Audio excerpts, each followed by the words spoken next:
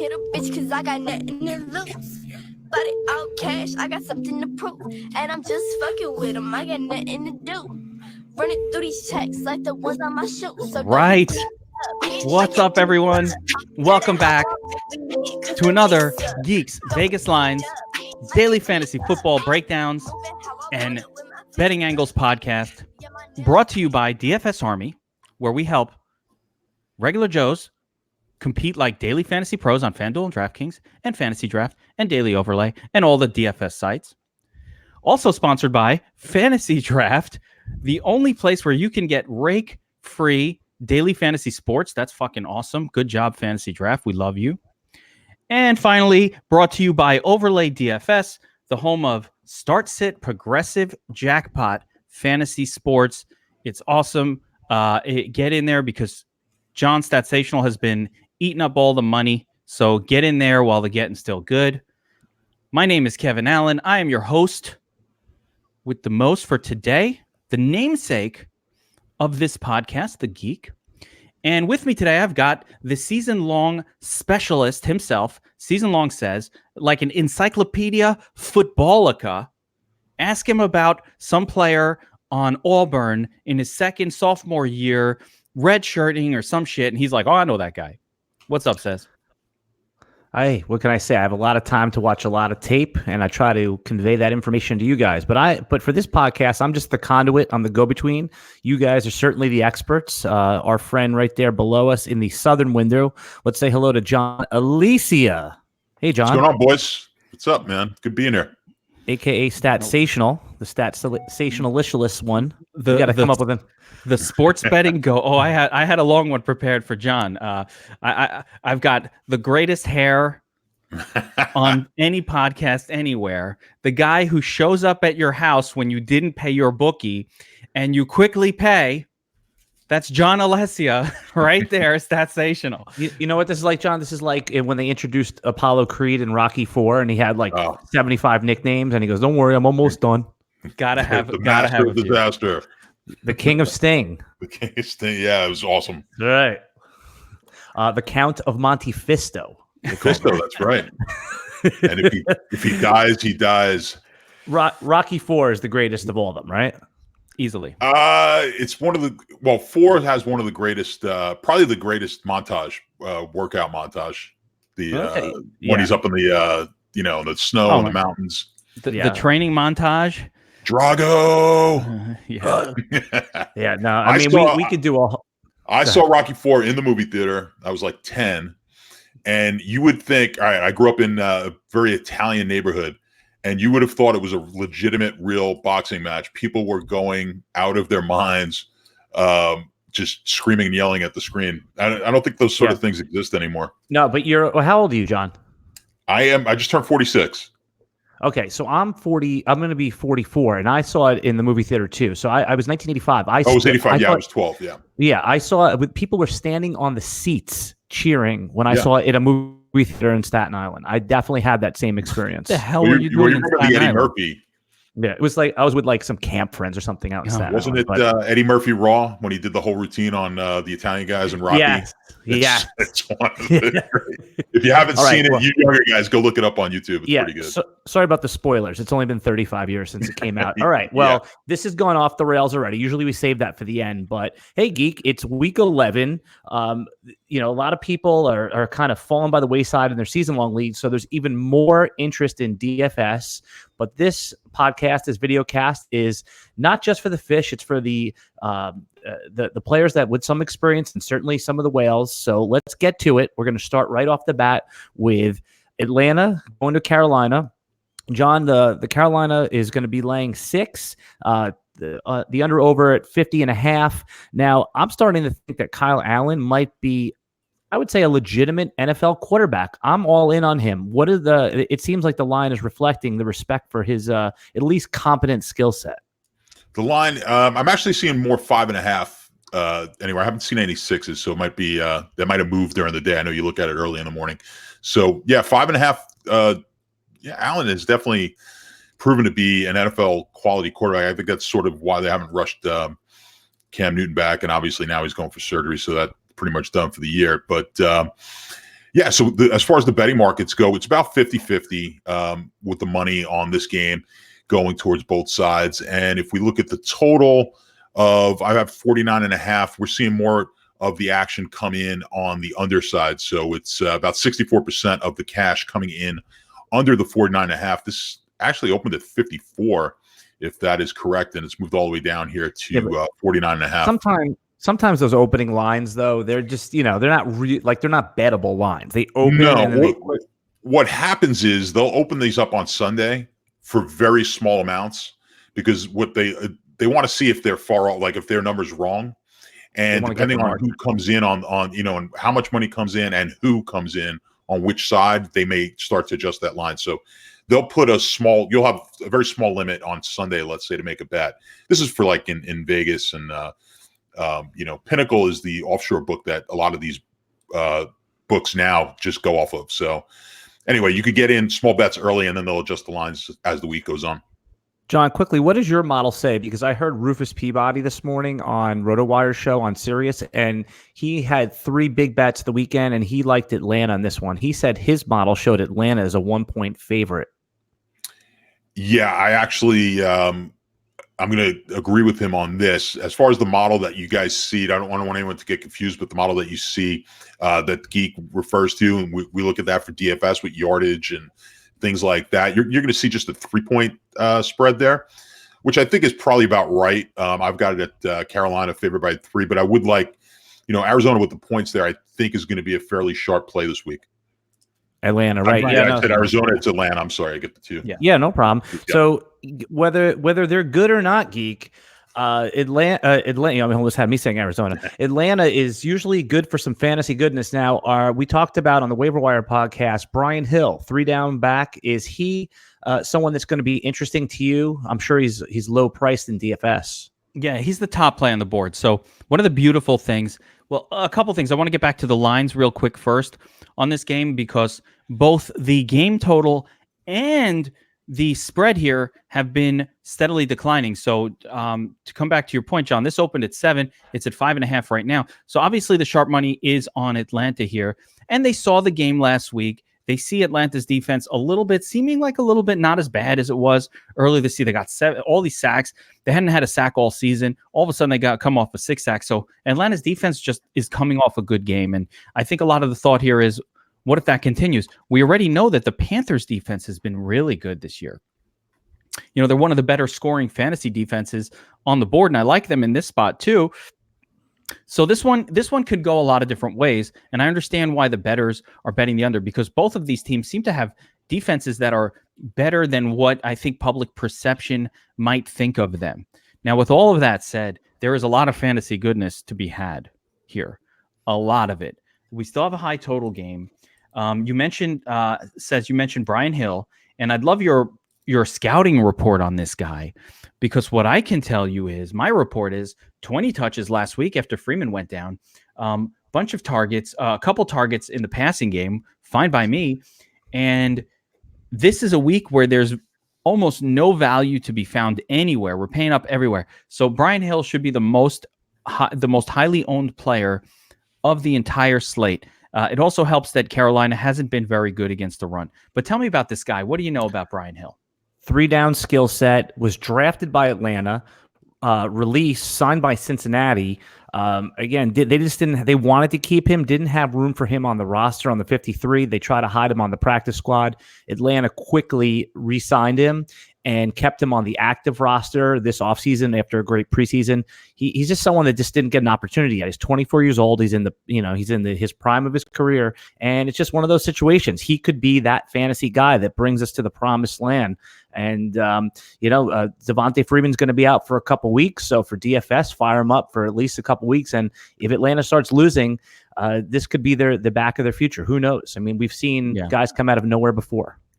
Now, as far as this play goes as a DFS play as a whole, and again, Brian Hill, I'm going to focus on him for a minute because it's really, really important this week. And John, I'm sure you're on the same wavelength. Like the first thing I'm trying to figure out is this a lock button play or not? At 4,800, one of the things that concerns me here is that's not that much different than Devonta Freeman was kind of hanging out at most of the season. And it's not like Devonta was like blowing you away with his fantasy points. this Atlanta team has not been a heavy producer of fantasy points from the running back position. But if it's going to be just Hill, if Judge Ito Smith is out, which he is, he's on IR. There's like Quadre Olison. I remember his name it's Kenyon Barner and Quadre Olison, who's a rookie they drafted from Pittsburgh, who's just like kind of a plotter. So it's Brian Hill's job. Yeah, as long as it's going to be Brian Hill's job, and Kenjon Barner, we all know about him. So just a guy. Just a guy. So like if Brian Hill gets all of these touches, and there's going to be 20 of them and maybe 3 targets for 5K. It's not the most spectacular value I've ever seen in this type of a play. And I'm Mr. Play the unknown running back like all day. That's what I always do. But I'm not saying that I think this guy's going to put up 26. And John, I don't know, back me up on this or not, or give me your point of view on it, because I want to spend some time on this. This is very important. But I don't see this guy as a 25-point play or a 30 or some sort of a smash. But what I do see is a reasonably high touch floor in a game environment that's attractive on a week where there's not much else going on in terms of value. Yeah, I mean, he's probably going to be in a lot of cash lineups for sure. I don't know. It's still early in the week for me. I'm going to, before I make a decision on whether I'm going to be all in on GPPs, kind of my gut says probably not on this one. This isn't kind of the same situation we had with Samuels a couple of weeks ago. It's not. Like you said, the price is 4,800, and we've seen nothing from. We really haven't had any big outings here from the Atlanta backs. Like Freeman hasn't been all that great. What's his prices? But what's Freeman? I could look it up. But Freeman, like you said, was he in like the? He's been 5,200. Yeah, he's been 50. It's not. Yeah, I'm not playing Freeman over. Yeah, you're in the mid fives. I mean, he was down. The cheapest he was 4,900, and he got 12.5 against Indy Freeman. So, it's a good floor play, which is nice for cash. I just don't know if the upside is that great that he's going to be a absolute lock play for GPPs. I agree. Yeah. All right, there's a lot more going on with this game, so I want to get to the rest of it. Obviously, Christian McCaffrey is involved with this game. He is always going to be one of the best plays on the slate, if not the best play. He showed it every single week. Showed it last week. Last week I gave everybody permission. I said, if you don't want to play him at 10.5, because 30 fantasy points at 10K or 10.5 is not like slate breaker by any stretch. As a matter of fact, you're probably not winning with 30 fantasy points, or it's not helping you win when you spend that much to get 30 fantasy points. And I think he's in the same situation here. I think the matchup is just as good as last week, maybe better. Atlanta technically has not been bleeding points to running backs the way they have in the past, but that doesn't really matter. It's Atlanta. They're not that good defensively against these kind of players. So it's a high total. He's at home. There's all kinds of things going for McCaffrey that you say, I want to play this guy in cash. And it's also the matchups this week. There's no one else really secure to get you 30 fantasy points at the running back position. So that's really interesting for me here. And this is just on the Carolina side. Give me a minute to get to it. But I just like everything about this Carolina offense. Kyle Allen, the quarterback, is the only pay down option that I found on this entire slate at quarterback that I'm interested in cash games and really just at all. So once you get past the elite name quarterbacks, it's coming off a great game. Matt Ryan, do I feel confident playing Julio Jones and paying up for him in cash? Hell no, but Julio Jones in play, no more Sanu. Calvin Ridley should get a little more looks, and no Hooper. That should increase the looks for Ridley and Julio. You can throw in a gentleman named Gage. What the hell? Justin Gage. Russell Gage. Right. Russell Gage. Yeah. Rookie, right? He looked good in his limited opportunities. I mean, 9 targets 2 weeks ago, 5 targets last week. So the 2 games without Sanu, he's pretty much eaten up that role. But what's interesting here is now we've got no Hooper. And Hooper's been like a fantasy scoring vacuum, sucking all the fantasy points away from all these other guys. So I think with no Hooper, all 3 of the pass catchers for Atlanta are really interesting here. And we have to figure out if James Bradbury is going to be playing. If he is, then, and we'll have maybe a Bradbury effect of pushing some extra targets over to Calvin Ridley. All right. We spent way too much time on that first game. Important so we're game. Definitely an important game. It's an important one. That's cool. And just before we move on to Jacksonville and Indy, I just want to realize we were talking about Rocky earlier. John, look at my shirt right here. I got my Drago shirt on. And that- Well, I all mean, right, is that next week, is that a coincidence or question. what right there? I'm going to bust out a shirt for you next week, then. He's going to wear his red, white, and blue Rocky shorts and no shirt with boxing gloves. All right, Exactly.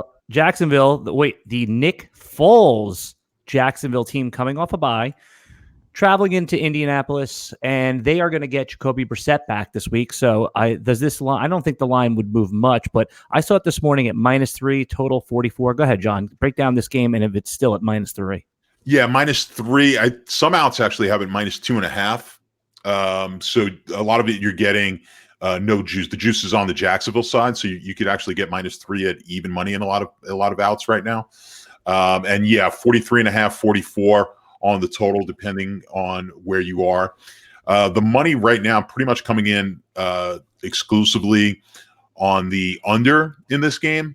And from the game standpoint, we're seeing the money come in on Jacksonville about 60% to 40% Jacksonville money.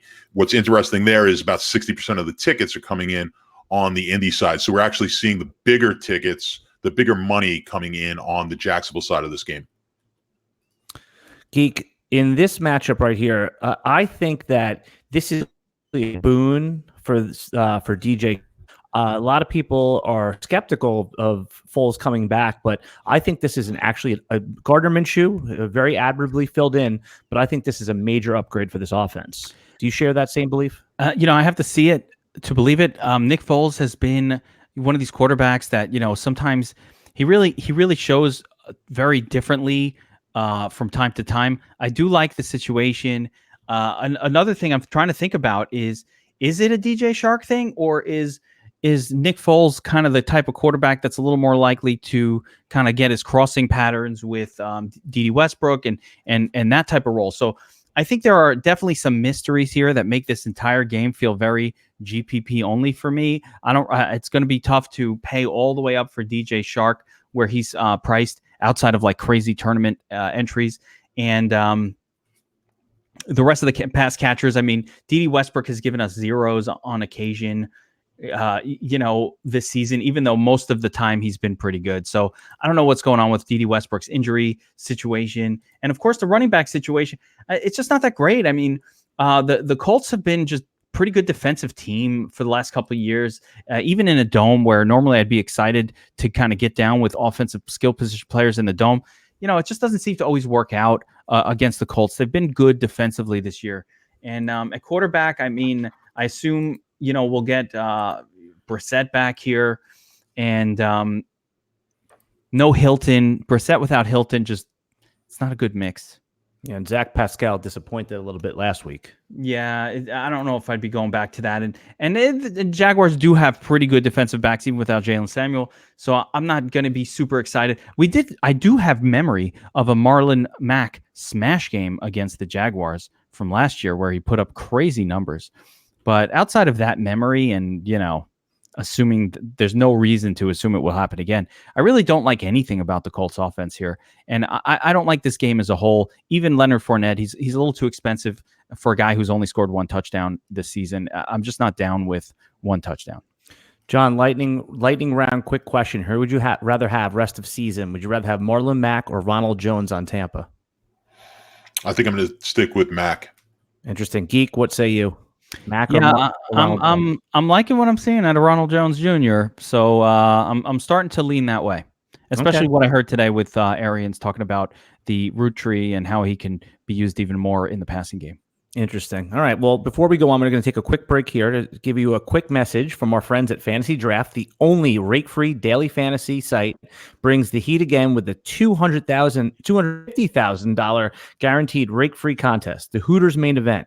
This is the largest of its kind and only rake-free contest for you. This is just for week 11. Remember that. And only on Fantasy Draft are 100% of the entry fees paid to the contest winners. Sign up at fantasydraft.com with referral code ARMY, that's ARMY, and you'll get a free 7-day trial membership. We talk about it every week, guys, but John, just in 20 seconds or less, tell the people why rake-free Fantasy Draft is the key to unlocking a better bankroll management, and give them the elevator pitch here. Yeah, I mean, it's just in anything you do, paying any gambling you do, you're paying a rake primarily. Whether you go to the casino, whatever they want to call it, a juice, vig, rake. I played this weekend over there, and it's really nice, especially. Well, honestly, it's whether you're a big player or a small player, it works really well, right? So the small guy, you could come in there for, I believe it's $100 a month or something like that, right? In plays and do that for free. They've got different tiers, based on how much you play. So yeah, limiting the amount of rake you play is just only going to put more cash in your pocket. So I think it's well worth giving them a look.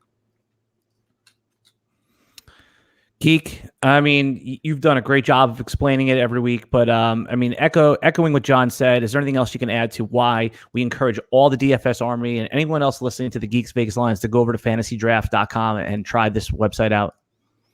Let me make it simple. Like, if you have two supermarkets down the street for you, right?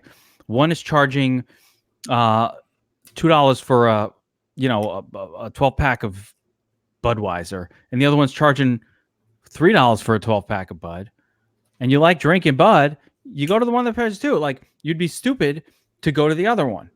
It just doesn't make any sense. So if you can get rake-free anything, fantasy sports, your chances of being profitable are exponentially larger. People don't understand that most of if you look at the best players' margins in the world, it's like 6%, 7% ROI. No one's out here making 100% ROI if you're playing with volume.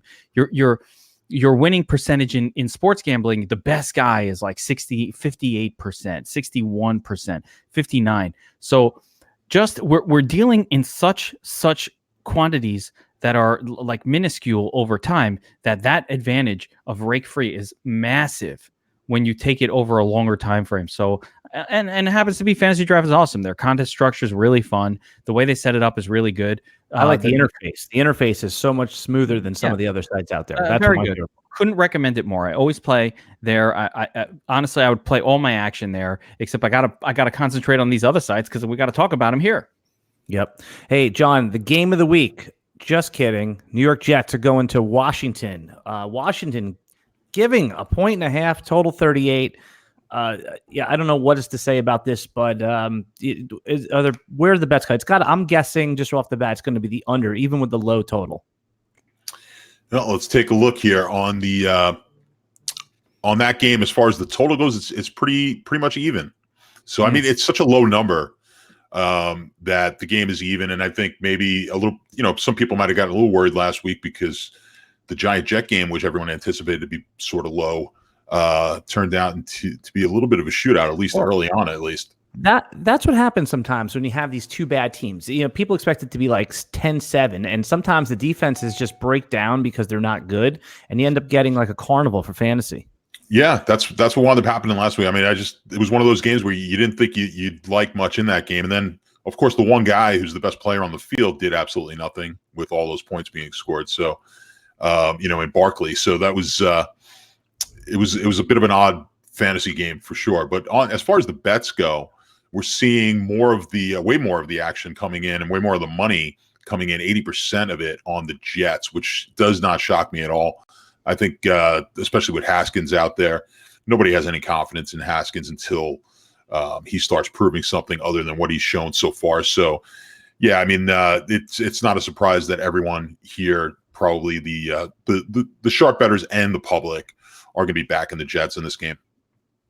Yeah, it's sharp, better, and Jets. It's an interesting choice of words to go together, but it does make sense in this case.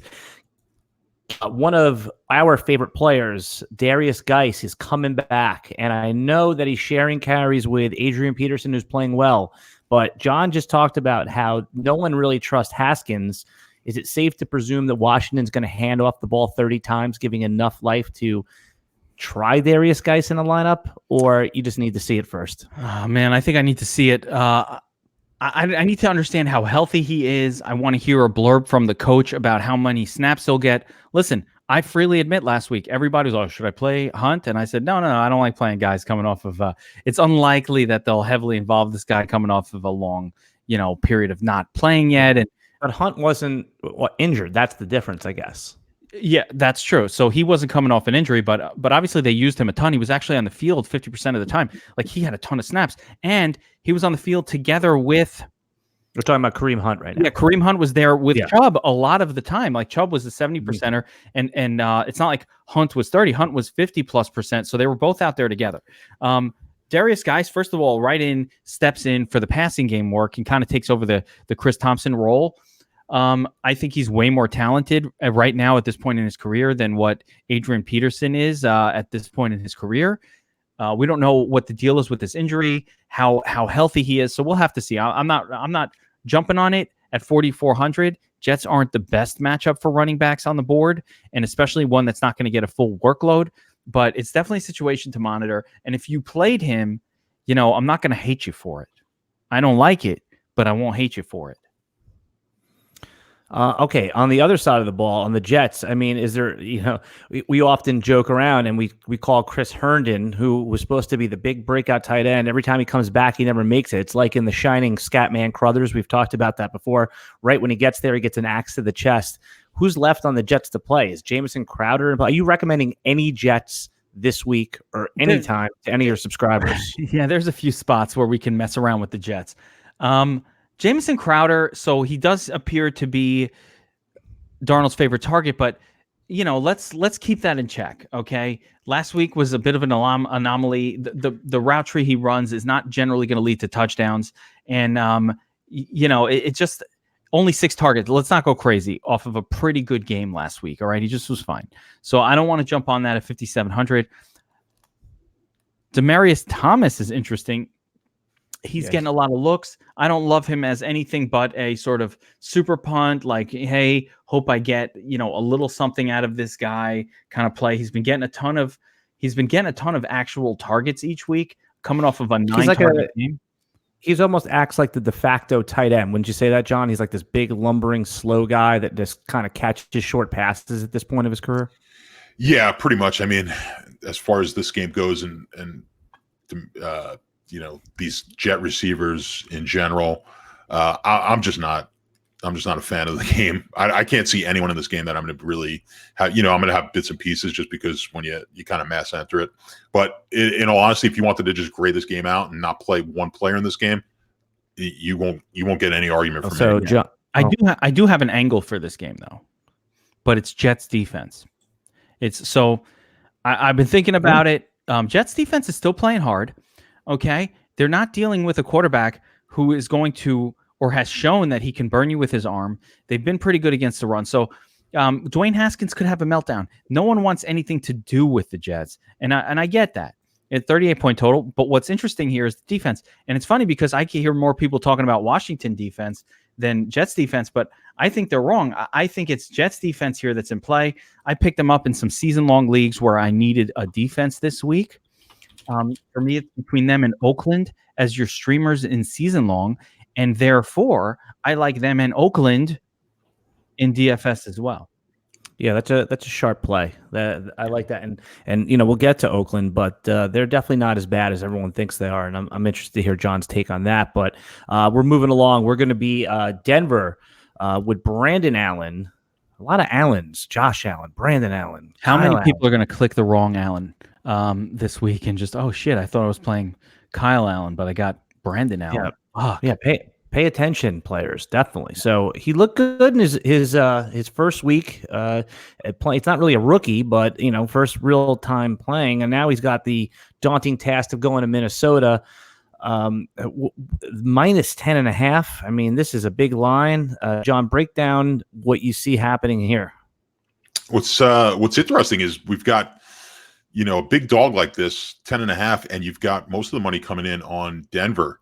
But again, it's one of those situations where the public is actually coming in on Minnesota, which makes sense. But boy, it's a 64% of the tickets with a 72% of the money. So 64% of the tickets on Minnesota with 72% of the money on Denver. So that's a really interesting one that I'm just looking at now. So usually what that indicates is you're getting larger bet sizes on the side that has the smaller amount of tickets.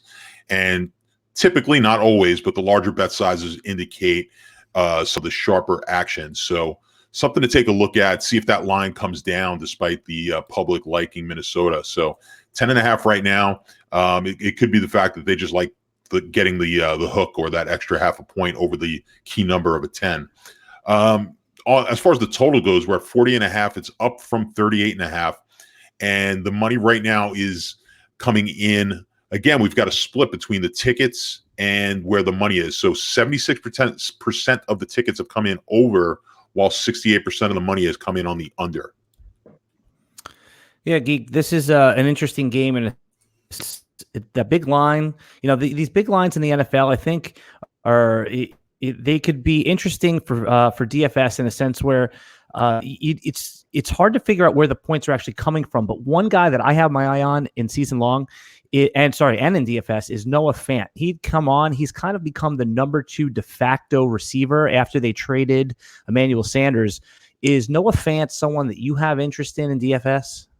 Yeah, I mean, I was looking at him. I don't want to allow the kind of fluky week with the one big play catch from last week to influence my judgment here. I don't like chasing things like that. Same time, for those who don't know, he had a 75-yard touchdown catch last week, and that massively inflated his stats and his numbers. And now he looks like, wow, is he great now? But he only had 4 targets. So no, I'm not blown away. Minnesota has been attackable via the tight end so far this season, so it's not something you want to stay away from. But again, I'm not trusting this Brandon Allen kid enough to really want to start to put my money on pieces in this or in this Broncos offense to where that's where I want to go. He's not cheap enough, Fant, to make me excited. Anyway, he's kind of same price as a Greg Olsen or something like that. So it's not cheap enough to really get my juices flowing. I do think he could have a good game. I might do 5% in tournaments exposure, but nothing I want to get crazy with. As far as this game as a whole, it's an ugly one from a fantasy scoring perspective. First of all, a 40-point total. I mean, that's not that much better than the Jets game. And we just want teams that we want games with higher totals, with more scoring opportunities. Originally, I thought of Vikings, Dalvin Cook as sort of an interesting combo, but we know the Vikings will go away from Cook as soon as the game's out of control. We're going to see Alexander Mattison out there. If the game's out of control, they want to bring in Alexander Mattison. So I like that you call him Matheson. Isn't it Madison? It's our founding father, Alexander Madison. No, Alexander Hamilton. First of all, no. I meant their nickname for this player. Yeah, it's Alexander Matheson. Alexander Matheson. I don't believe there's an H in there at all. Yeah. Name, There's no th. Listen, I'm from Brooklyn. So I speak a certain way. Yeah. I speak a certain way. Alexander Matheson. Madison? One thing. Are you sure it's not pronounced Matheson? It's Madison. Matheson. Yeah. All right. Well, there we go. Alexander Matheson.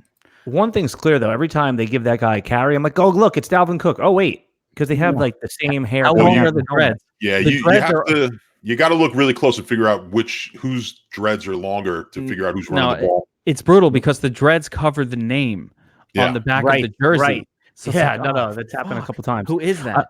I was shocked when they took him in the 3rd round. I thought they were going to take a receiver there, but it turns out this guy's a player. I mean, they were super high on him. I did not have him in my draft grade going in the 3rd round, but I was wrong on him. He looks like he could be a top 10. I mean, he'd probably be a top 8 fantasy back if Dalvin went down, right? Oh my gosh, he's the premier.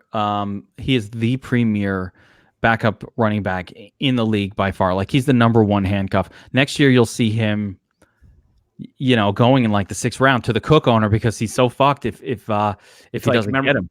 You remember when they had when Ben Tate went to Arian Foster? It's like that relationship right there. But Ben Tate, again, he was a Scatman Crothers. He never showed up, and the couple times he did, he got hurt right away too. So there've been a few like that. Who's the guy on KC who was that way too? There was another guy. Spencer Ware? No, before him. Before it doesn't matter. You'll think of it as we go. But let's move on from this game. Not a lot of goodness here. Cortland Sutton, meh. Diggs is going to be covered by Chris Harris, meh. So there's not a lot going on here that I'm interested in.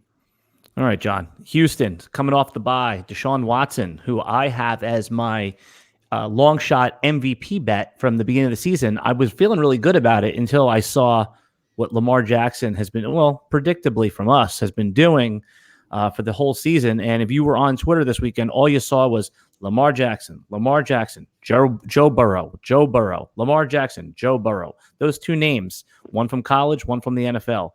This looks like a premier QB matchup. People are going to be, I'm sure, bet a lot of tickets coming in on this game.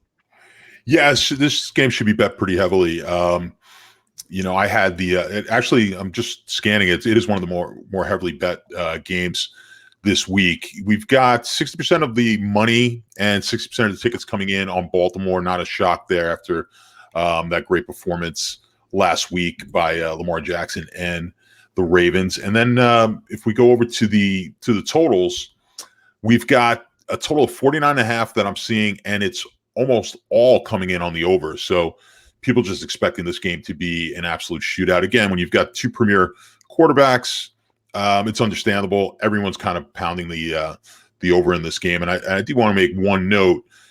Before the season, Baltimore was my pick to win the Super Bowl. So I'm going to. Is that right? Did you put? Yeah, it was. Did you get odds? Did you place it, or it was just like a kind of? Yeah, I don't remember what the line. I don't remember what the line. I'm trying to remember what the odds were. I know I took them in the futures for over. I want to say 8.5 wins. They were my biggest future. I had them at a 10.5 win when I ran my model. 10.5 wins. I had them as having the most wins of them in like New England. So I said, well, they probably got a lot of value here on the Super Bowl. So I've got it on a video somewhere. You can check it out. Yeah, YouTube. I wish, Geek, we were big on Lamar Jackson heading into the preseason. It doesn't make any logical sense that we didn't make an MVP future on him. We did put it on Deshaun Watson, but this one looks like it's full of fantasy goodies. I like Hollywood Brown more than most because he's a guy that doesn't need a lot of targets to produce. Take me through all of the players, including the receivers that might be coming back from Houston. Where are you putting your money on? Yeah, I mean, there's a lot going on here because it's really hard to judge this Baltimore defense right now. We know they have elite cornerback play, not just with Marlon Humphrey, but now Jimmy Smith is back. So now we've got sort of a tandem of really, really good corners. Can somebody stop DeAndre Hopkins? Like, is that humanly possible I think so. And Marlon Humphreys has been good enough where if he's, for example, shadowing DeAndre Hopkins in this game, like I think that's going to diminish DeAndre Hopkins' prospects in this game a little bit. Let's go a different way. Well, where are they going to? You got Stills. You got Fuller maybe coming back. You've got Kiki Kuti on the outside. So the weapons are a little more muddled for Houston when you start to think about it in terms of the defense for Baltimore and how they do have some shutdown corners. At least one and maybe two guys who are really, really good. So I'm curious to see how that plays out. I'm down with Hollywood Brown. I've been down with him all year. He's on most of my fantasy teams. He does not get a lot of volume. You got to be careful with him. Better FanDuel than DraftKings play every single week because we don't give a shit about PPR as much on FanDuel, and he's way cheaper there. It's like the dichotomy of what it should be with Marquise Brown, but certainly Lamar Jackson, standalone best play on the slate. From a quarterback point of view, if we throw the salary out, he's the highest raw projection. He's by far and away the most expensive quarterback, but rightfully so. I mean, he just can't seem to get less than 20 fantasy points no matter what he does. So, and my man's out here, sitting out the fourth quarter last week with 158.3 passer rating and putting up 33 points. And he only played a couple quarters. Like he was out of there by the fourth. So gotta love Lamar Jackson. Gotta love the Bold Calls podcast where Lamar Jackson was predicted to be the number one fantasy scorer in all of daily fantasy or in all of fantasy football, where your average BS season-long predictor had him ranked 19th. I mean, he moved up into QB 10 by the end, but certainly, we were stepping on the gas for him as QB 1. Yeah, well, there it is. On it from the beginning. So anyway, really exciting game. Hard to determine pieces, especially on the Houston side. Carlos Hyde is interesting, I guess, for a cheap price, $4,600. I don't know that he's gonna, get to the promised land. He needs touchdowns. He can get them. So that price point's an interesting pivot off of Brian Hill, who's about the same price, but in a potential spot which might not score as much. And on the Texan side, though, it's really tricky. Even with Deshaun Watson, it's hard for me to like these guys because I'm concerned about the cornerback play for Baltimore being elite now. Again, Jimmy Smith wasn't there all season. He's there. He's back. He's healthy now, supposedly. So there are some things going on here that maybe kind of indicate we might not see the type of shootout that everybody's expecting. And John, you said the money's coming in on the over or the under here? No, it's coming in on the over pretty heavily. Interesting. Very interesting. Yeah, I'm just looking up Lamar Jackson's rushing yards, and just based on a rushing yards perspective, he is right now, I think, 10th in the NFL in rushing. It's pretty crazy. Oh, he's no joke. Lamar Jackson, just what he's doing, he's everything that RG3 was supposed to be coming into the NFL. So he's really doing it. I mean, he is peak Michael. I mean, remember the description again, not to, wow, breaking news, Lamar Jackson's a good runner, but it's just that we said that he was going to, we thought that he was going to be one of the best runners ever, and he's obviously transforming the game. So we're happy to see that going on. John, Dallas, I saw this off the board as they're going to Detroit. Has there been a line put on since this morning?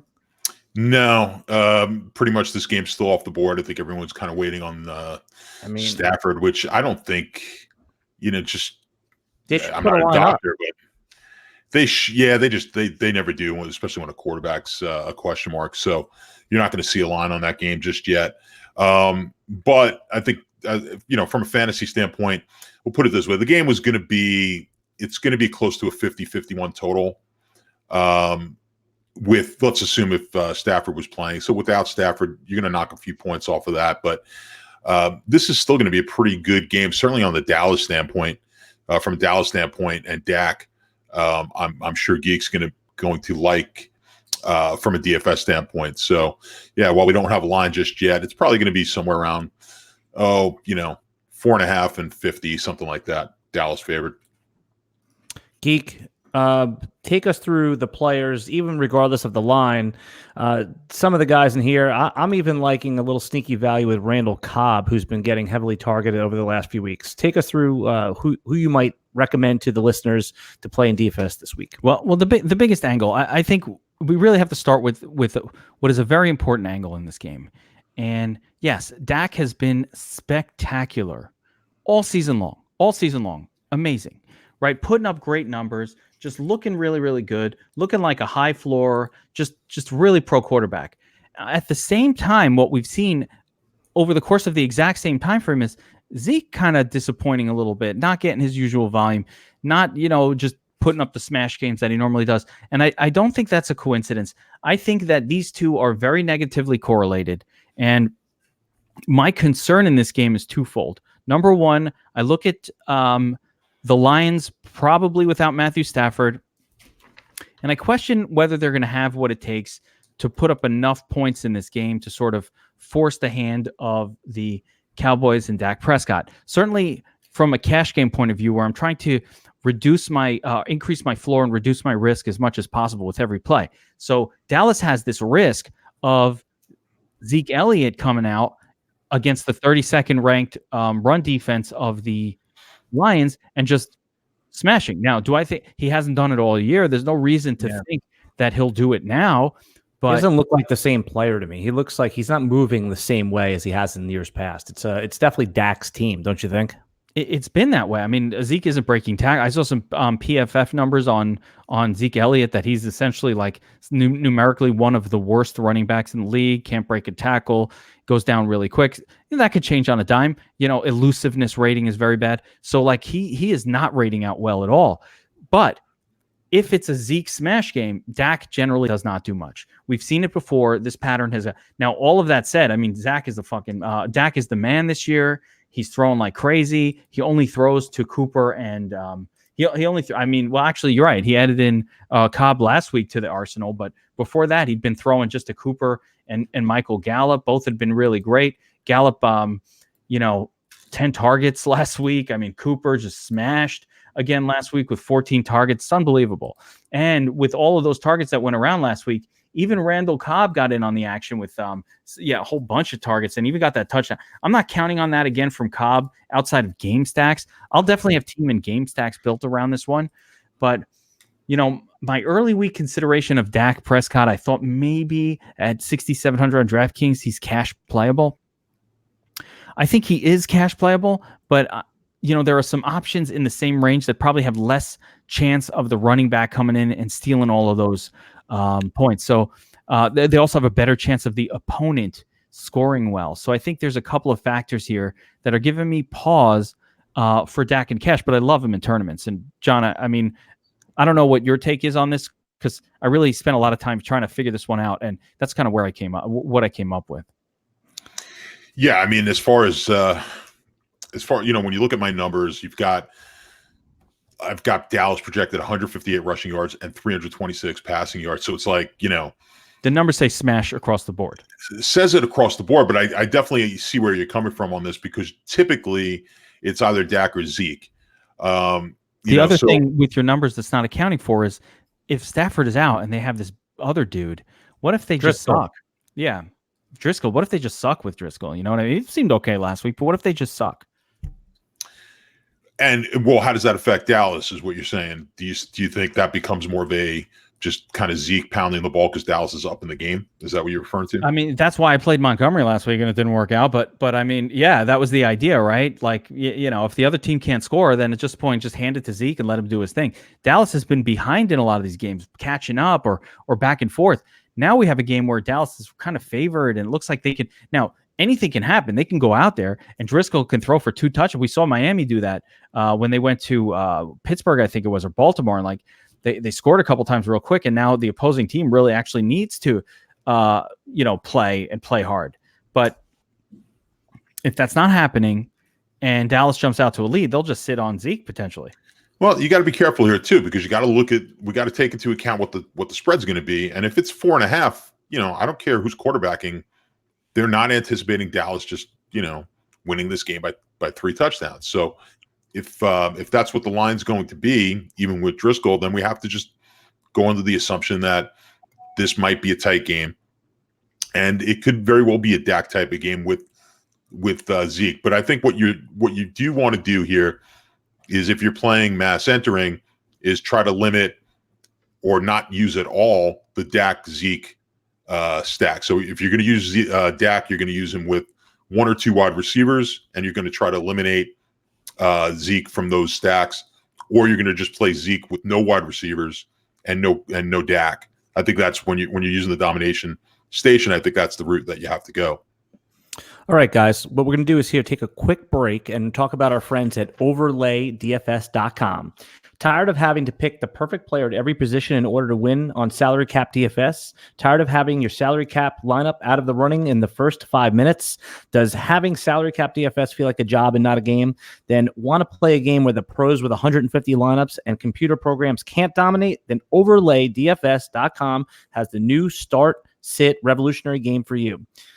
You can do a max entry of 10 entries. So you can't put 150 lineups in. It's max of 10. Here's how it works. You make 12 start-sit decisions from a lineup choices of over 30 that they present to you. A win, a loss, or a tie will be awarded to your overall record for each decision. Records in the top 10% of users will get 9 times your buy-in. 12-0 records will win the grand total guaranteed progressive bonus. 12-0, that if you go perfect, that's how you get the bonus, guys. All matchups are player versus player who will have more fantasy points. Usually 8-4 is good enough to cash, sometimes 7-5 or 9-3 depending on the week. You make 12 picks from the matchups listed, and here's an example. I'm actually going to share the screen here, guys, so you could see what's going on. I'm on their website now. Check this out. If you're listening on the audio cast, I'll bring you through it a little bit. So you go through their lobby, and I'm scrolling down to their big game, their $109 game. I'm joining that. You can see it on the screen, right, guys? Absolutely. I see it. Yeah, so if you could see here is what you do is they give you 30 matchups, and I'm just scrolling through them. For those of you listening on the audio cast, I'm scrolling through the matchups in the overlaydfs.com lobby, and they have a couple matchups, and you pick which one you think is going to have more fantasy points. Lightning round, guys. I'll ask you, John, Lamar Jackson or Deshaun Watson, who's going to have more fantasy points? I'm going to go Lamar. Geek? Yeah, Lamar all the way there. Okay, going down the list a little bit. Dalvin Cook versus Christian McCaffrey. John. Cook. Geek. Oh, McCaffrey all the way. I know I had to be a little different there. You're just trying to. All right. Is that how you win these? You're just like, that looks No. too obvious. I'm going the other way. No, you actually not. So while we're in the overlaydfs.com lobby, I'm going to scroll down to the bottom here, and this one's interesting. Jamison Crowder versus Cortland Sutton. Who's going to have more fantasy points, John? Oh, God. Yeah, see how tough this is? I'm going to go with Sutton. And Geek? Man, I'll go Crowder just to be different from John. All right. So that one I don't have a strong lean on at all. Right. And what's cool, I found, I don't know, John is the master of strategy, and I wouldn't dare challenge his process. But something I found interesting in these games is what I do is if, say, I'm picking just Sam Darnold in one of my matchups, what I'll do is I'll go down and try to find the correlating receiver and pick him in his matchup as well. And then I kind of have like a stack within a start sit. I thought that might be an interesting way to play it. I tried that out last week, and I had some positive results. So overlaydfs.com, try it out if you haven't yet. All right, guys, moving along. The next game on the docket here is, we did Dallas, is Buffalo goes to Miami. Miami, it looks like the lines have come back to earth. So, John, take us through what you see here from a betting perspective. All right, yeah, it's Buffalo 6 on the road with Miami. We're starting to see these Miami lines come down, right? They were getting 3 touchdowns earlier in the season. Now, a team that's above 500, only laying 6. 58% of the money coming in, though, on Buffalo. The public not quite ready to crown Miami a champion of anything. So Buffalo's getting more of the action here. And then on the total, it's pretty split 50-50 with a 41. I'm seeing about 41 total here, about 50-50 on the action over and under. I've been saying for a few weeks on some of my write-ups here that I do weekly on these power rankings on the site about how I've thought Buffalo was a bit of an overrated team, easy schedule. And I think the market's starting to come around to that now. We've started to see that. And we mentioned last week, Cleveland was one of our plays, one of the plays I had. And I think it was a pretty sharp play. A lot of people like that. If you got it at 2.5, 3, of course, was a push. But if you were getting it early in the week, it was 2.5. And I think I even mentioned on this pod that Sharps would probably be taking that game all the way up to 3. And that looked like what had happened. It was a classic Sharp type of play. So anyway, that said, Buffalo not nearly as good as their record. And this is one of the games. It looks like this week there's some really good games that we want to target from a DFS standpoint. And then there's some real bad games. And this is going to fall under the most likely fairly bad game. Miami's got to be one of the funnest bad teams in a while. With Ryan Fitzpatrick under center, they are alive in the fantasy world. I mentioned on the Waiver Wire podcast that a guy that I like, the coaches in Miami have talked up is Patrick Laird. He hasn't done anything yet, so I don't suppose he's viable for the DFS game. But where is the fantasy gold in this one? First of all, did the fog descend upon your household? You see Florida, that, right? The Florida fog has come in and dark. Entered under the window. What the hell is going on over there? I'll put some lights I don't even know what game are we talking about. I'm so distracted. Buffalo and Miami. Okay, so the only thing I like about this game, and it is exclusive, and the only thing is Buffalo defense. Like Kalen Ballage. Interesting last week, 20 carries. That is better. That is better. Okay. Yeah. So, night has descended upon thee. Bill's defense is interesting here, right? We know Fitzpatrick is an interception machine. They played well for the last couple of weeks. They play hard, Miami, by the way. Give them credit. They're out there. They're playing hard. They're giving it their all. They're trying really hard. So that's a nice thing. But as far as fantasy goodness, I don't want anything on the Miami side. Buffalo is a team that suppresses fantasy scoring for everybody beyond all recognition. And when it comes to the Buffalo side, I do, it's like John Brown is there, Cole Beasley is there, Devin Singletary is interesting, but he burned me so bad last week that it's hard to go back to Singletary. Got 8 targets, 6 targets, 3 receptions, a couple carries, but Franklin Gore was out there as well.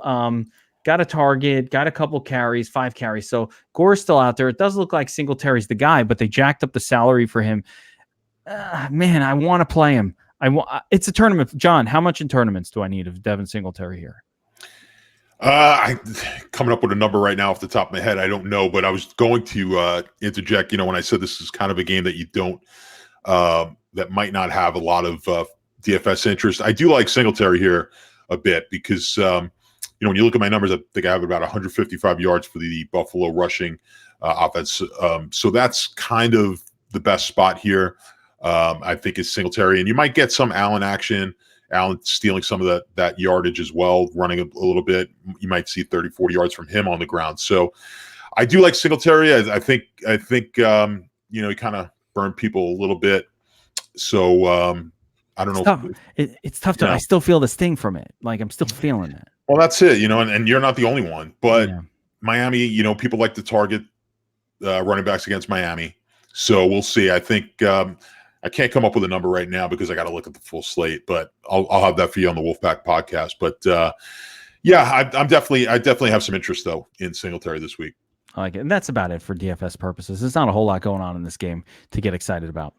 Okay, New Orleans is going to Tampa, John. Tampa 5.5 points they're getting from New Orleans coming off the bad game. And I just have a question for you. Total of 50.5. What are we to make of a game? How do you adjust a game like last week when New Orleans, who was a 13-point favorite, gets blown out? Is that just like you just almost like push it away? It's like wipe it off the slate, or how do you adjust for that? Yeah, I mean, I think so. I think typically you have to give. When you have a good team, you kind of give them a pass at least for 1 week. It happened with Green Bay a couple of weeks ago, right? With the Charger game. You kind of give them a pass. I mean, if when they throw up a clunker like that, it's just one game. I don't think the market's necessarily going to be all that, all that down on New Orleans after one really bad game, divisional opponent. So yeah, I mean, Atlanta. The thing is, and we spoke about Atlanta already. Yeah, they were just an underachieving team all season. So for them to come out and win that game, while surprising in the fashion that they won, not a total shock that they actually were able to beat New Orleans. But but if you look at the way the money is coming in on this game, Tampa is actually getting about 60% of the money. So the public does like Tampa here, and I think I've talked about this before. It's another one of the teams I've talked about a lot. Tampa has been an undervalued team because they've really played better than their record has indicated, and we've gone over this in the past. So I think Tampa's been a bit underrated. Maybe the public's starting to get that feel as well. And then on as far as the total goes, we've got 50.5. It's going to be one of the higher totals on the board. 60% of the money coming in on the under, surprisingly. So, I mean, this is definitely going to be one of those games. Like I said, it's kind of feast or famine with these games this week, and this is one of those games that figures to be feast. Geek, I had to just adjust the camera, my disaster of a camera right now, so I missed it. Did you break down this one from the players, or John just finished his breakdown there? John. Just going into Tampa. I mean, the guy I'm really interested in is Ronald Jones. I mean, we liked him a lot in the preseason. It didn't when he didn't get going early on in the season. I did back off him a little bit, but this looks like the Ronald Jones we saw at USC. Plus, he's catching some passes. 8 targets, 8 receptions last week. First of all, my entire portfolio of best ball teams took such a leap forward last week. It took 123-point game from Ron Jones Jr. and my 60% exposure to this guy just lifted up. I'm like, oh my God, I'm in the money in every fucking league. Between him and Tyreek Hill, it's like that cavalry just came riding in, a little Hunter Henry cavalry as well. So my best balls are looking pretty good right now. As far as this game goes, it's really tough because I love Ron Jones Jr. right now. I like how they're using him. 8 targets in the passing game. What happened to Dare Olawokande, man? No, it's Ron Jones Jr. now. Okay, cool.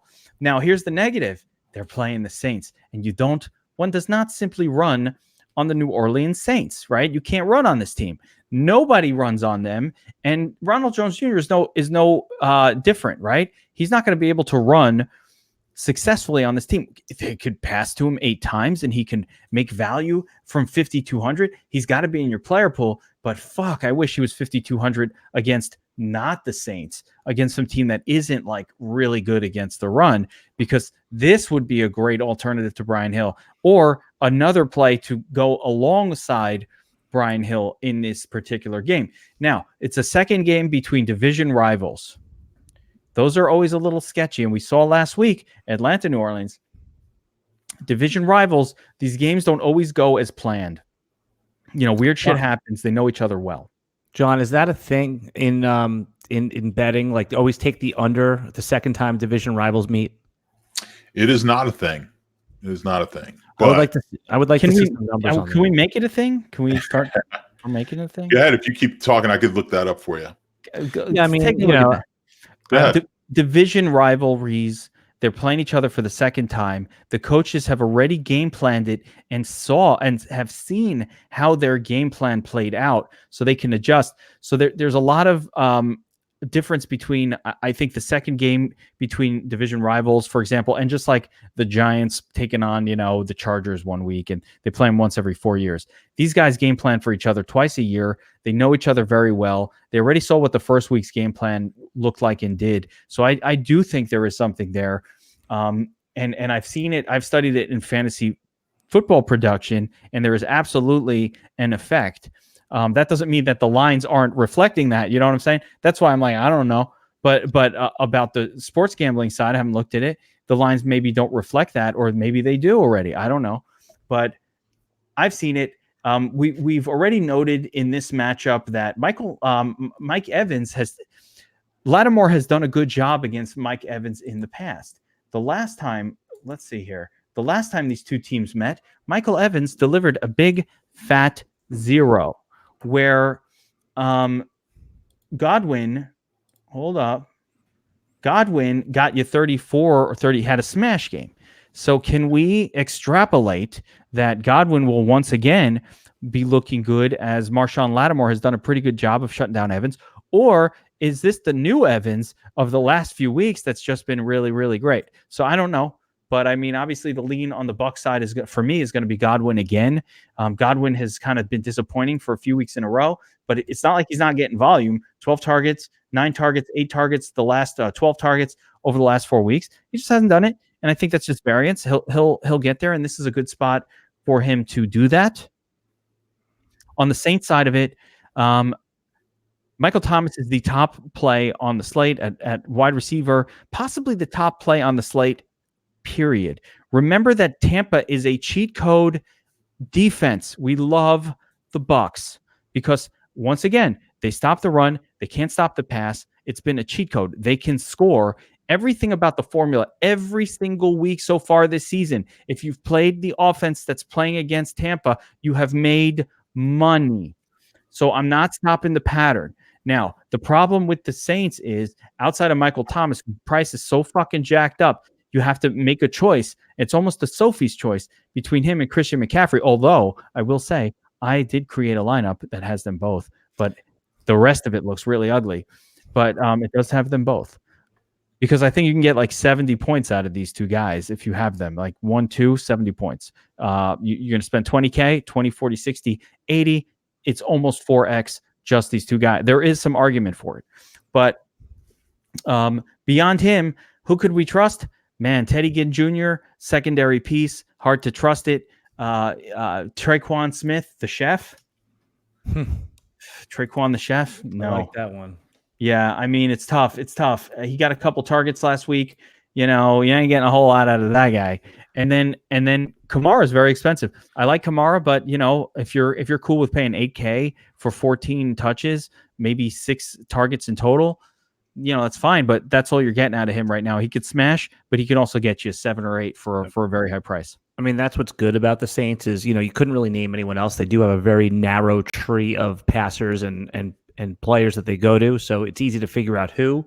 It's just then again, the hard part with them to throw in is it actually makes it trickier, because with the Saints, it'll be like that Taysom Hill will get a touchdown. Yeah, that's It'll annoying. be like Dan Arnold, and like, who the fuck is that? And Tommy Lee Lewis would bust out with a touchdown. You're like, I thought they cut that dude, and like all of a sudden he's on the team and scoring a touchdown. Like they're that kind of a team. So I just love Michael Thomas. I think that's the way to get exposure to this.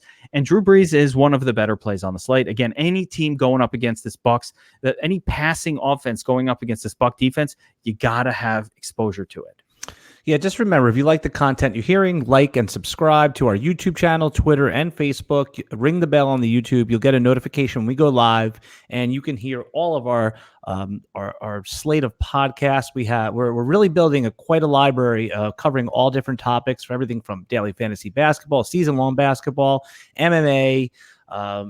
John does his Beat the Bookie podcast, all the VIP podcasts like Wolfpack included for members. So certainly sign up if you're not a member. If you're hearing this on the public feed at dfsarmy.com, use promo code GEEK, use Statsational, use Says, whatever you want, and get 20% off lifetime, right, Geek? It's for life, the 20% off? For as long as you stay subscribed. When you sign up with the promo code, your DFS Army subscription, which after the 20% off for VIP is $39.99 a month, which I want to say $39.99 a month covers every sport. I'm not talking just NFL or Not one seasonal, like other right. sites do. This is not seasonal. This is every sport. MMA, NFL, MLB, NBA is going strong right now. NBA is just crushing right now. We love DFS cricket, DFS field hockey, anything you want. I found out the other day we have guys covering soccer and tennis. I didn't even know. I'm like, what the fuck?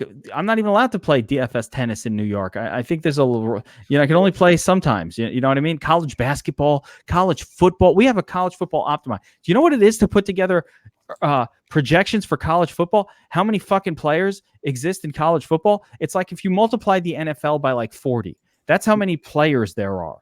Like half of these guys, you type in their name, it's like nothing. You don't know what's funny?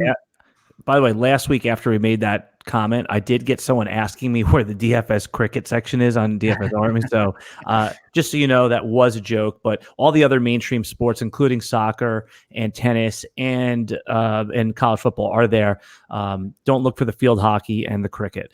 All right, there's a cornhole league in Arkansas, in Texarkana, that we're trying to get coverage of, but not yet. Not yet. 3 games, 13 minutes to go, boys. Here we go. Arizona going to San Francisco. San Francisco laying the 11.5. Oh, my God. What a line that is. Total of 46. John, has this line changed at all? I mean, this to me looks like I would be all over Arizona at this number. Well, no, it hasn't changed. It's 11.5. The money's actually 50-50 on this. Remember, these two teams played like 3 weeks ago on Thursday Night Football, and Arizona did cover that game. So yeah, that's what I was thinking. Yeah. So that should be fresh in everyone's head. Now that was a short week. Arizona was at home, so little different here. And now San Fran's coming off that crazy game on Monday night against Seattle that went almost the full overtime. So anticipation here from at least for me is San Fran will be a little bit better than they were. That first matchup with Arizona coming off the Seattle game. They've got to get back on the winning track here and stay ahead of Seattle. As far as the totals go, 45.5, and we're seeing primarily the money coming in on the under. 68% is coming in on the underside. From a DFS perspective, Geek, I just can't wait to hear you talk about what player do you think I'm waiting for you to talk about? No, stop with the Kenyon Drake. I benched him last time these two teams played. Well, you know what's funny is that there hasn't been a worse investment in fantasy over the last 3 years than David Johnson. I mean, at this point, they just said they're going to play their best player, so I do assume that that's going to be Drake. And then, David Johnson, maybe he's not healthy, but I think it's over for him pretty much. But with Matt Breida set to miss a couple weeks too, I'm interested. Is it just Tevin Coleman, or do you have any interest in Raheem Mostert, who looked pretty good in limited touches last week? No, you gotta have some interest in Rocket Raheem Mostert as the backup. But yeah, Tevin Coleman looks very good in the it's funny, the last time Breida was supposed to be out and then he played, but the last time he was supposed to be out, I got really excited about playing T. Cole, and I was loading up on him. And then when it turned out Breida was playing, it was hard for me to mentally adjust off of this. No, I got to lock in Tevin Coleman. It was a Monday night game, or it was a night game, so you had to make choices. And I was kicking myself afterwards for like getting stuck on something and not mentally readjusting once the news and sort of the situation itself had changed. But yeah, Tevin Coleman's in a good spot in this game. I can't complain. The 49ers are missing Manny Sanders, maybe missing George Kittle. Yeah, so, I mean, Debo, right? You're thinking Debo here? I mean, they don't have anybody else who can catch. So like if you watch them play, these other guys are just not reliable. When you talk about Marquise Goodwin, he's just not a serious piece to the puzzle for these guys. Dante Pettis, I think Dante Pettis is on the outs more than anyone. So I mean, I think he sucks. I think he just sucks. And so all we're left with really is Deebo Samuel, some backup tight ends that you've probably never heard of, like Swelly. What's that guy's name, John? Ross Dwelly. Don't put John on the spot, man. He's not the encyclopedia of football. Okay, he's just fucking crushing bets. He doesn't need to know Ross Dwelly's name. Jays, that's your job. Tell me about Ross Dwelly. I'm ashamed to say, before last week, I had not heard of him, and he's, I usually know about their fourth tight end on the practice squad. This one was a surprise to me. I mean, where did this guy come from? Right? Give me a week. I'll do all the research. We'll see. There we go. Yeah, he actually played well against Arizona last time. He played fine. He got 4 targets, got 4 receptions, didn't do a whole lot with it. Listen, I'm not getting excited about Ross Dwelly. Although, again, there is the cheat code Arizona thing going on. So maybe we should be a little excited. That's the only reason I bring him up. I mean, we can, but the other guy is Juszczyk, who is kind of being used as a tight end. I mean, if you want to get really silly for the Millie, you could play a little Kyle Juszczyk, but man, you got a great shot at a 0 if you do that. And they talked about him playing tight end, but he really plays the tail, that position that they have now in football, which is like, it's a tight end, but it's a fullback. It's the H-back. Yeah, it's like a tight. I think Bill Parcells like perfected that position in football. He used to use it really well in the Jets back in the day. But Dante Pettis, not Dante Pettis, Deebo Samuel. That's my back, punk. Yeah. Wait, that's my back, punk. You're good. I mean, if I closed my eyes, I thought it was actually. Close your eyes for a second. That's my back, punk.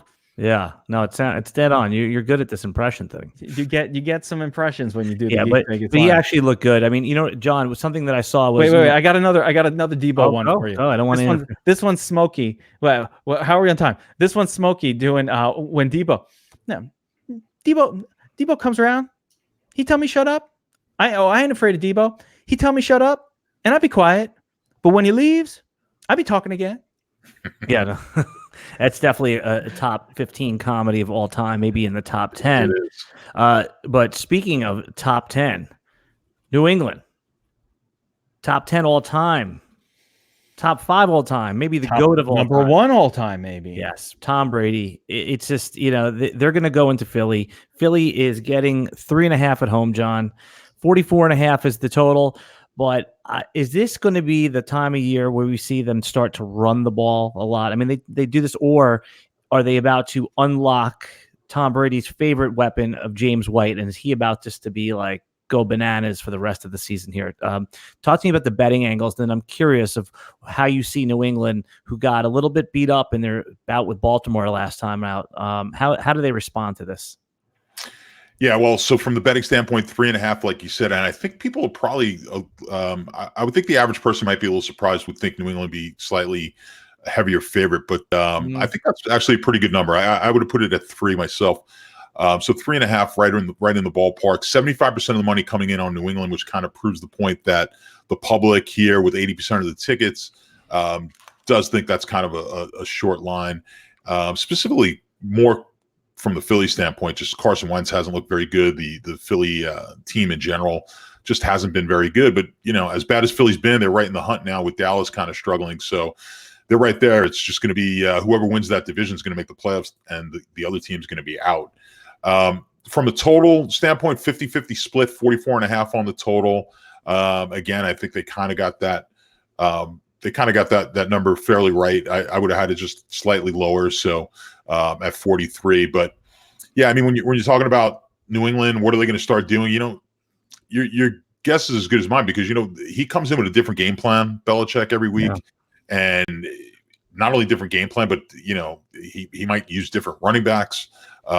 We've gotten a little lucky here where Michel's kind of been the guy, but it's a game by game with Belichick, and it's going to be basically just how this game goes. I think just if you look at the line and the numbers, it does kind of look like, and sort of how most of their games have gone this year, they have not been Brady centric this year. This has not been a Tom Brady type of year. You haven't won any money with Tom Brady in DFS. So I would continue on that. If I'm a betting man, and I would continue to sort of be I want to be short the Brady's. I probably want to be short most players in this game, to be honest with you. I like the line, if I was a betting man. Yes. I am. Geek, the way to beat Philly is deep, but that's not what New England does. They're a dink and dunk team. Is Brady, to kind of conversely challenge John's point, Bill Belichick is a smart coach, and will he try to have Brady throw down the field, which is where Philly's most beatable? They don't. The Patriots don't have down the field wide receivers, so you can want to do that all you want. They don't have a makeup. I was gonna say, in this particular situation, I'm playing Philip Dorsett in a DFS lineup just on the outside chance they do throw to him. I can see a situation where he goes off this game. I know you don't like those long shot plays when you're talking about real cash and spending your money, but it just, to me, it's putting together that hypothesis or that thesis that I just laid out. I think he could be in play here. Dorsett's had a couple good games, so it's definitely not out of the question. And if I'm playing Tom Brady, and I might, I'm on the fence because, well, let me give my reason for the possibility. Now, I'm not interested in the Eagles side of this game at all.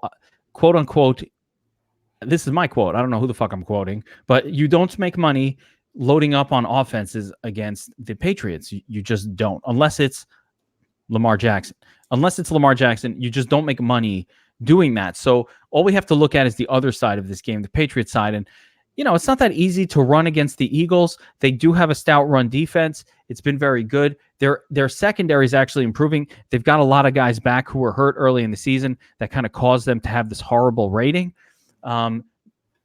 Mohamed Sanu is coming off of a really, really interesting week where he was just targeted relentlessly. 14 targets, 10 receptions, short passes, 81 total yards, but he got the touchdown. Had a really, really good week last week at 5K. He was 4,200 last week, actually. Now he's up to 5K. He's going to be one of the more popular plays in DFS across the board this week. The Patriots are facing an Eagles team that look like you have to throw against them in order to have success. So you're going to think they're going to be throwing. Edelman is very, very expensive. Dorsett coming off a low volume. So Sanu stands out the most, I would say, of this group. He's not a must play for me, but he's definitely a salary saver type option on both sides. Outside of that, this is really like the running back situation for New England. You're right. James White, probably the best of the group. But when Burkhead, Michelle, and White are out there, but when it gets down, I'd rather just bet the prop, like the over on like 4 receptions for James White or whatever the over under is on. Yeah, this just seems like the time of year though that Brady is not. They realize they just have to step on the gas a little bit, and when things get tight, and that's just the guy he trusts, James White. I mean, that's just throwing those little 4-yard passes is like an extension of the run game anyway. So I really like James White, and I told you the reasons I like Dorsett in this one. I like it. I think it's got a chance to be successful. Okay. All right, John. Cincinnati at Oakland. Oakland getting the massive double-digit respect. I don't know if Cincinnati just looked like a complete doormat, overmatched in every facet of the game last week. 48.5 total. I'm interested to hear your analysis and breakdown of this game. Yeah, again, the line looks about right. When was the last time the 2 Bay Area teams were double-digit favorites on the same weekend? I don't know if we can go back far enough to find that out. But so Oakland 10.5 favorite. The money is coming in, slightly more money here on Oakland, but the tickets are predominantly on Oakland. So kind of some hidden money here, I think, on Cincinnati plus the 10.5 from some sharp bettors. When you go to the total of 49, you've got it split about 50-50. So interesting game. Derek Carr, I have to go back and look. I should have looked it up before. Just how many times Derek Carr's been a double-digit favorite. Can't be all that many, and I'm willing to guess. And while you're going on, Geek, I'm going to take a look at that quickly. I'm willing to guess he hasn't been very good in those spots. Derek Carr just hasn't been very good, period, this year from a fantasy scoring perspective. That I can promise you. And just looking at this game overall, Cincinnati, they're going to have to score. I don't know that they can do it. So, when you actually take the number here, it's a massive total, 29.3 team total for the Raiders here. And one of the most popular plays on this entire slate is going to be Josh Jacobs, right? Now he'll be chalk this week. He'll be total chalk. He's going to be super chalk. Now, I just want to throw up some flags of caution. Okay, throw the flags out and maybe throw a name out there that might be of interest. But the caution flag on Josh Jacobs is just this. Again, he will be very highly owned. He will be extreme chalk home makeover edition. The only thing is like he doesn't get targeted a ton. So if he's not scoring touchdowns and probably more than one, or at least crossing the 100-yard threshold or doing something along those lines, it's... he's not the type of player that's delivering 25 points week in and week out. He could get there. He could get you to 19. He's 7K. So we want 21 for cash, 28 for tournament value with this guy. He could totally get there, but I do expect he'll be somewhere in the 30 to 45% owned range, even higher in cash game. Like my first cash game, this guy was right in it. Christian McCaffrey, Josh Jacobs, Hill, 1, 2, 3, easy peasy, lemon squeezy. It just seemed like this seems a little too obvious. Sometimes when it seems a little too obvious, that's just the right path in cash, but it did seem a little too obvious. Now, the matchup is spectacular. Bengals can't stop anyone. I'm a little worried about the rest of the Raiders offense. Again, John, this is the theme I was talking about before, and I always have this fear. It's like, hey, if I can score so easily via the run, why would I bother throwing it? So a lot of times that's a risk. Like if you look at David Carr, Derek. You've only been making that mistake for about 7 years already. So multiple years. Stay with it. Can that be his nickname, David? David Carr, Derek. Like his games, this is not a guy who's producing 14, 11, 16, 14, 8, 17, 19, 13, and I left out the 123 on purpose. So this has been a guy under 20 fantasy points almost every single week, regardless of the matchup, spectacular, whatever. I'm not playing him. Not for 6,100. Fuck that. Yeah, well, Carr basically is 250 yards and 2 touchdowns every week. I mean, just a pretty high floor, but no ceiling whatsoever so far this season. Guy has not crossed the 300-yard threshold at all. It's 250, 270 every week. No, thank you. I don't want it. I don't like it. Josh Jacobs can steal all the tutties. And from the Cincinnati side, man, I have a hard time. There's so many pieces that are priced well, and it's not like Raiders defense is scary, but they've got like young Andy Dalton, his little twin brother, Red Jr. number 2, starting at quarterback, and I don't trust it. I don't know who he's going to throw to. He's going to throw a lot. I kind of think Mixon might be playable. Yeah, that's a crazy thought. 30 carries last week, and that's when and he didn't get game scripted out. They were down huge, and they were still, they were just Gio was out. Gio was out of the game. They were like, let's just get out of this. Let's just get out of this game. Let's kill the clock. They traded clock for punishment, and they just ran the ball instead of throwing 3 and outs every time. So yeah, I like Mixon to break 20 carries easily. That's a good call. I can't hate on this guy, man. He's coming off of 2 pretty good games, and they're emphasizing him a little bit more. I'd love to see them throw to him, but I think that Gio Bernard might be out this way. I need to see what the story is with Gio. Knee isn't listed. Oh, fuck. No, he's back. Gio's back. Son of a bitch. All right, that kills that idea. But still, Mixon, slight interest. Can't trust him in cash. All right. We did it again, boys. We managed to squeeze it all in under an hour and 25 minutes for @Statsational, StatSational. Tell us quickly about your Beat the Bookie section of DFS Army. Yeah, come on over to Beat the Bookie and check us out. We've got Ryan and Anthony, myself over there, hitting you up with we're giving you some games. We're giving you some advice, working on all sorts of things. These guys are asking phenomenal questions. Matter of fact, I worked on some stuff this morning for these guys. We were just talking about, should we take a spread? Should we take the money line? When should you take it?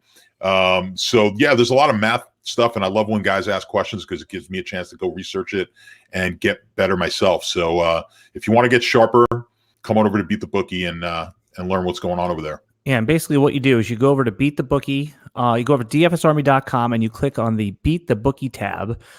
It's up in the upper right-hand corner, and then you can go and sign up for a membership using code BTB, Beat the Bookie, or you can use Statsational over there, and you will sign up and get a discount for life there as well. Every Saturday also, John hosts a podcast, Beat the Bookie podcast. We're going to try to get those out at least once a week, if not every other week. and you should go back and check those out because we give great advice there.